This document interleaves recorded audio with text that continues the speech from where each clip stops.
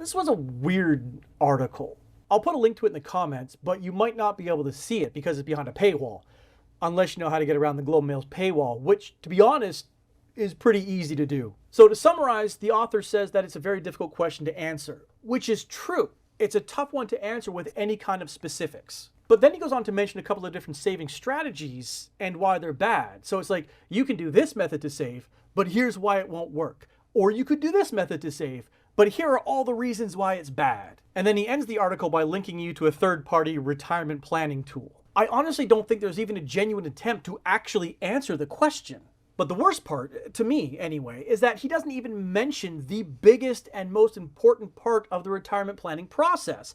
And that's this question. What do you want your retirement to look like? Because somebody who wants their retirement to include living in Arizona for 5 months out of the year, avoid Florida at all costs, and go on a cruise every year, and visit their grandkids in Vancouver twice a year, is going to require a much different retirement income than somebody who just wants to downsize to a 2-bedroom bungalow and spend their golden years building and maintaining a kick-ass garden. Their goals and the savings required to hit those goals are going to be vastly different. Like with all planning, you need to start with the goal and work your way backwards. Like if you don't know your destination, how are you supposed to know the best route to take?